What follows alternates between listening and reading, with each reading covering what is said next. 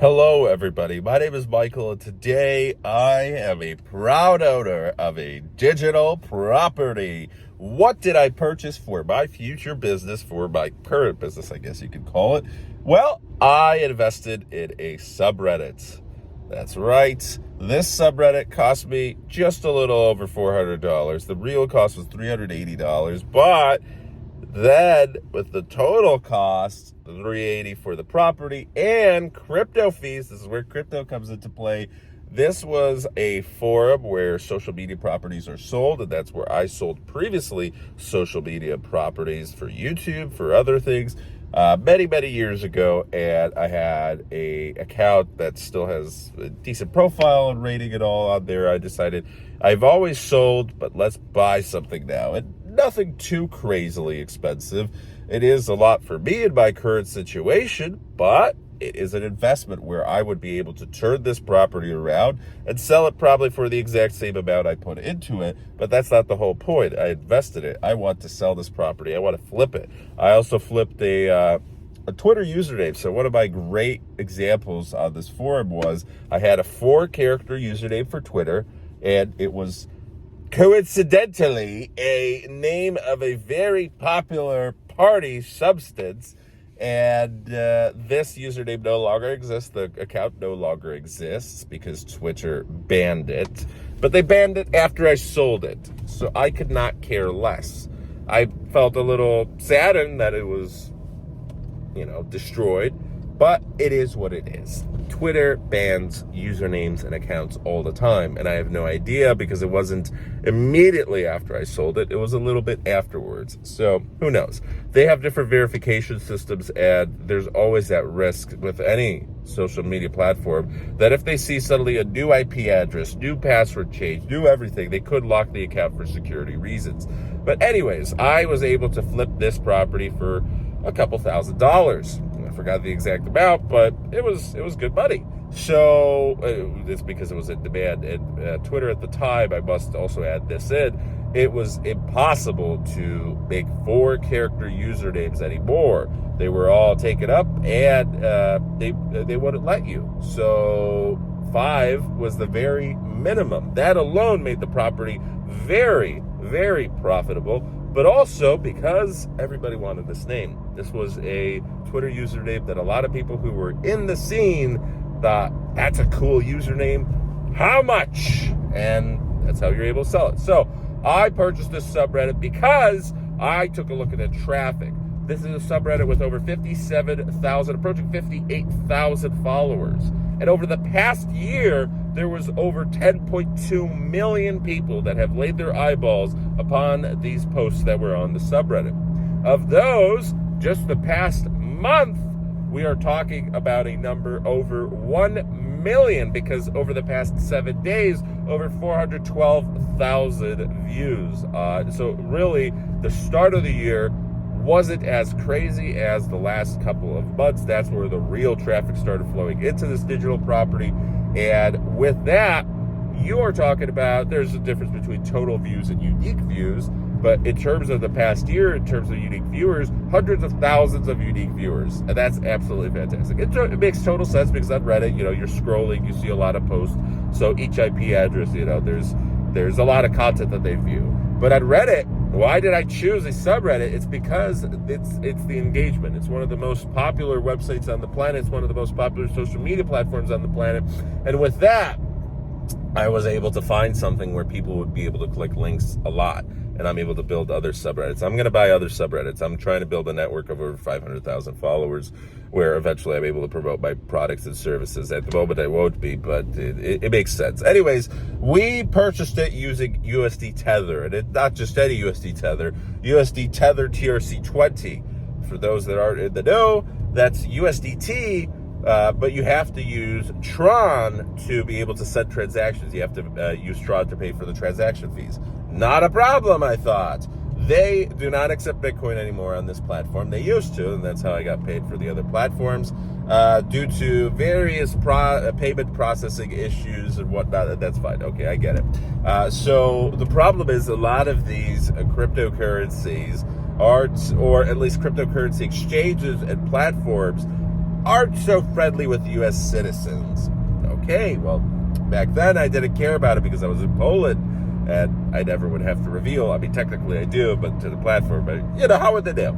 Well, now I'm in America. They have an American IP address. I can use a VPN, but at the end of the day, with KYC and AML, unless I lie, which I'm not going to over something like this, I was not able to use the main converter, the main cryptocurrency that was on the tool that was on the website, because that's for Europeans and Asians and, you know, people in South America and whatnot. Well, with this, I decided, okay, let's go to Exodus. And through Exodus, I bought Tether.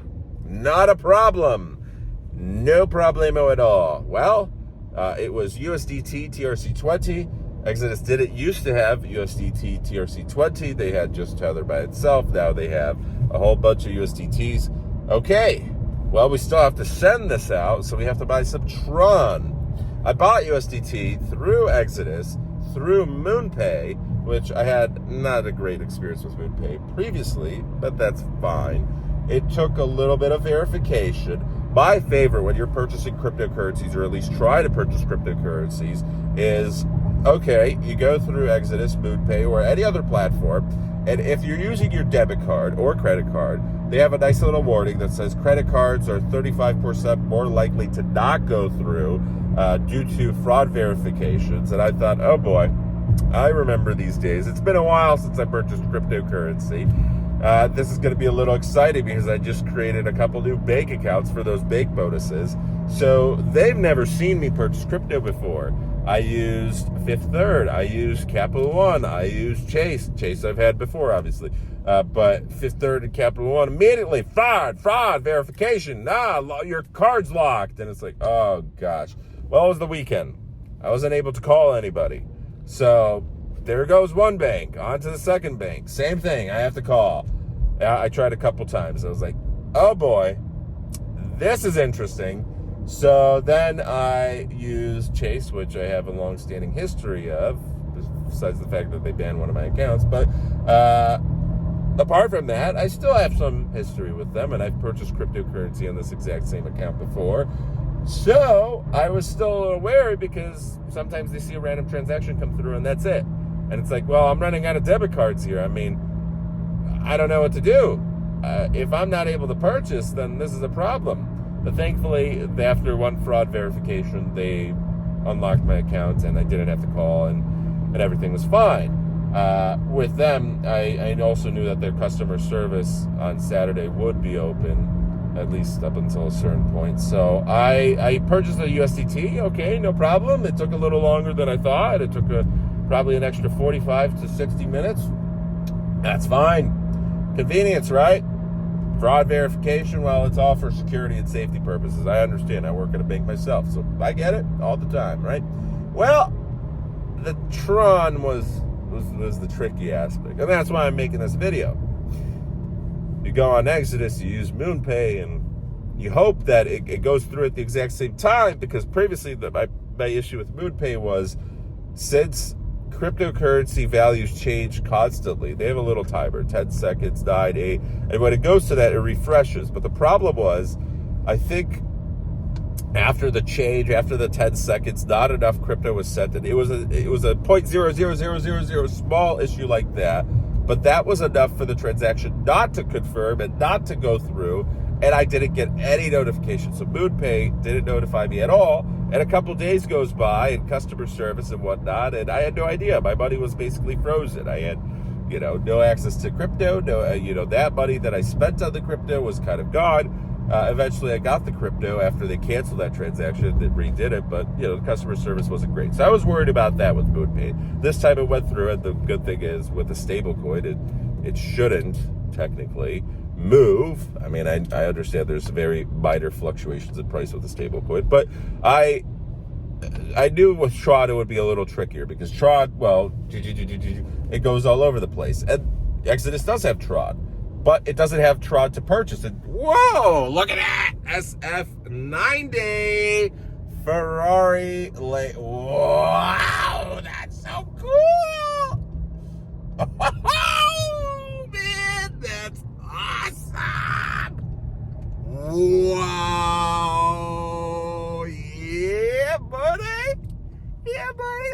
some money.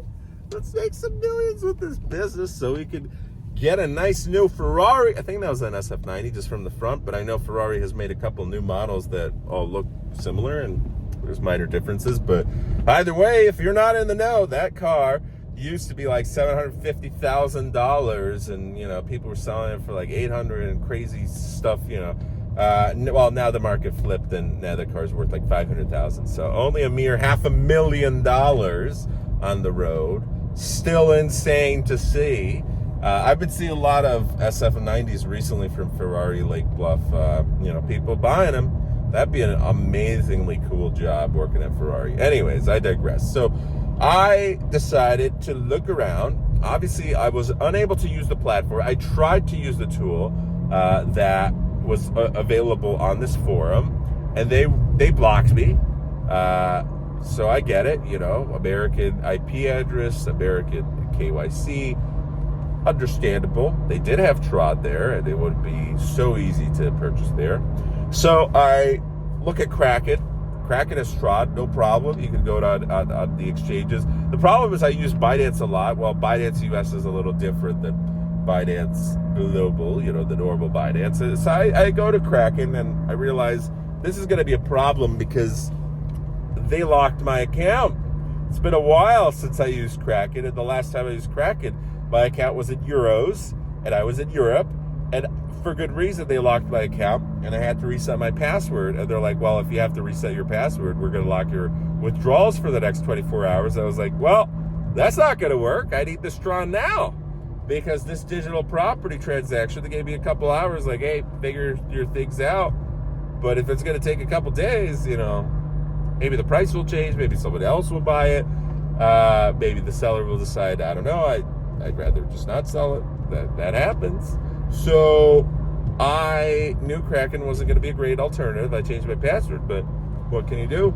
I started looking around at other exchanges, and I realized, well, with this exchange, this is going to take way too long. This exchange, the fees are too crazy. So I started looking around, okay, what about P2P exchanges?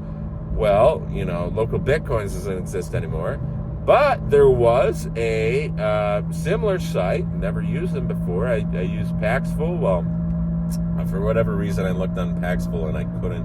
Oh yes, Paxful doesn't support. It was Bitcoin, Ethereum, and Litecoin, or what other cryptocurrency that they had. But most of these P2P exchanges, or a lot of exchanges, don't let you purchase TRON in the normal ways. And I was like, okay, this is a problem. I did find a P2P exchange that does let me. There was local cryptocurrencies or whatnot. Okay, so let's go through. Let's see how high the fees are. And I started seeing 50% fees, 20% fees, 10%. Okay, all right, I can do the 10%. Well, you only accepted Cash App. And I was like, all right, that's fine, I guess. Let's see what happens.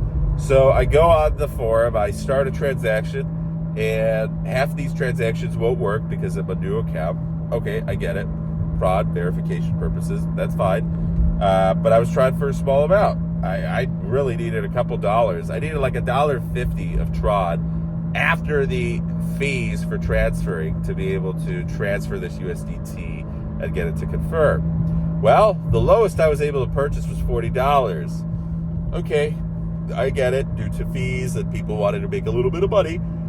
That is fine. So I try with one guy, highly rated, and we get verified. I get the Cash App balance. Everything's fine. Going great. Fantastic. Well, suddenly a problem. Because Cash App blocked my payment to this seller.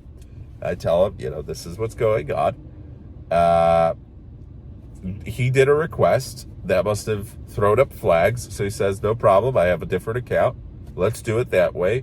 He did the different account, and that also is blocked.